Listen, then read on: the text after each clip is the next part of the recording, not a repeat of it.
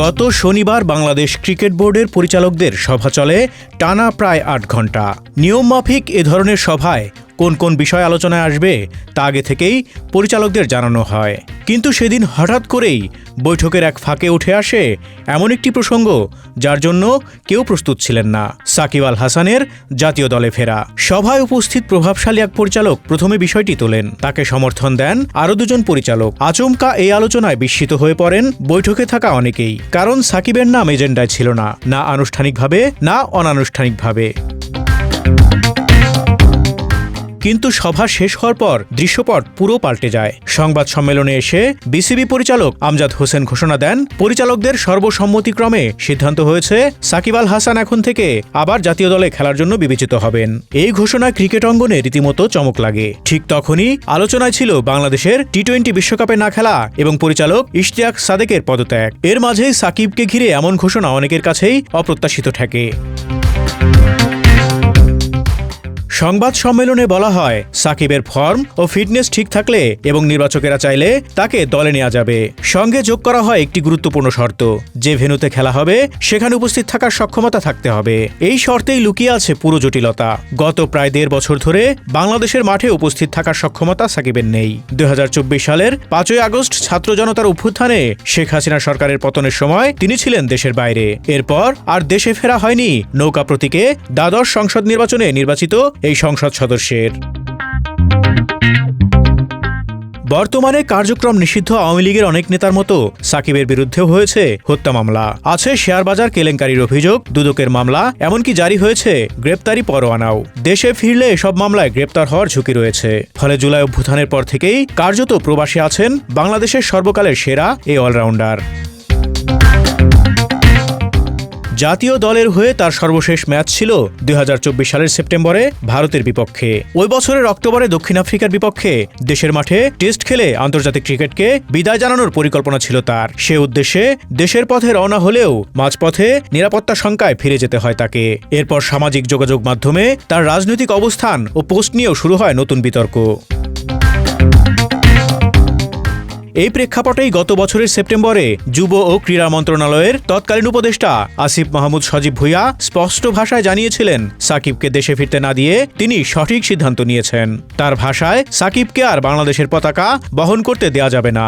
বিসিবিকে এ বিষয়ে স্পষ্ট নির্দেশনাও দেওয়া হয়েছিল।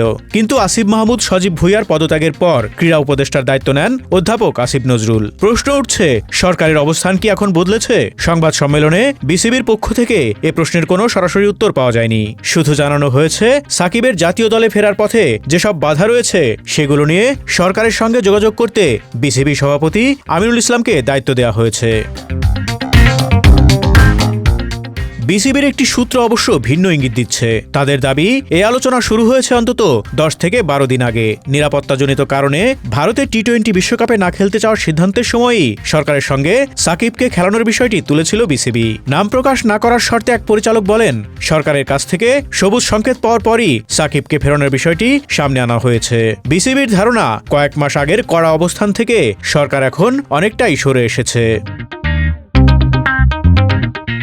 সাকিব নিজেও বিভিন্ন সাক্ষাৎকারে বলেছেন, দেশের মাটিতে খেলেই তিনি আন্তর্জাতিক ক্রিকেটকে বিদায় জানাতে চান।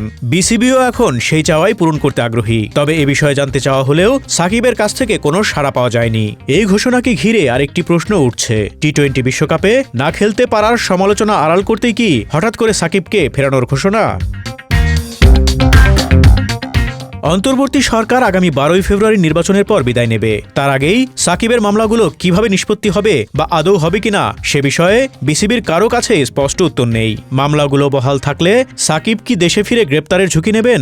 যদি কোনো আইনি নিশ্চয়তা না পান, তাহলে তাকে দলে বিবেচনার শর্তগুলোর সঙ্গে বাস্তবতার ফারাক থেকেই যাচ্ছে। তবে বিসিবির কয়েকজন পরিচালক বলছেন, সরকারের বর্তমান দায়িত্বশীলদের মনোভাব সাকিবের ব্যাপারে ইতিবাচক। তার আইনি জটিলতা সমাধানের আশ্বাসও দেওয়া হয়েছে, যদিও সরকারিভাবে এ বিষয়ে কোনো বক্তব্য পাওয়া যায়নি। সাকিব ফিরলে তা নিয়ে আলোচনার ঝড় উঠবে, যা ঝিমিয়ে পড়া ক্রিকেটের জন্য বিসিবির দৃষ্টিতে জরুরি। তাতে বিশ্বকাপ না খেলতে পারার হতাশাও কিছুটা আড়ালে যাবে। পাশাপাশি ক্রিকেটীয় যুক্তিও আছে। বোর্ড মনে করে সাদা বলের ক্রিকেটে সাকিব এখনও কার্যকর। বর্তমানে বিভিন্ন ফ্র্যাঞ্চাইজি লিগে নিয়মিত খেলছেন সাকিব। ফর্ম ও ফিটনেস নিয়ে বিসিবির বড় কোনো সংশয় নেই। সর্বশেষ আইএল টি20 সহ সব টুর্নামেন্টে তিনি বিসিবির অনাপত্তিপত্র নিয়েই খেলেছেন। সাকিব যদি শেষ পর্যন্ত দেশে ফিরতে পারেন এবং জাতীয় দলে খেলেন, তবে বোর্ড চাইবে তিনি ওয়ানডেতে মনোযোগ দিন। এবছর টি20 বিশ্বকাপে খেলছে না বাংলাদেশ। পরের বড় লক্ষ্য 2027 সালের ওয়ানডে বিশ্বকাপ। সেই বিশ্বকাপে সরাসরি খেলতেও ঝুঁকিতে বাংলাদেশ। 2027 সালের 31 মার্চের মধ্যে র্যাঙ্কিংয়ের সেরা 10-এ থাকতে হবে। এই পথে সাকিব বড় সহায়ক হতে পারেন, এমনটাই বিশ্বাস বিসিবির। তবে তার আগে সাকিব ও বিসিবিকে পার হতে হবে বহু যদি কিন্তুর কঠিন পথ। Desk report, Dhaka express.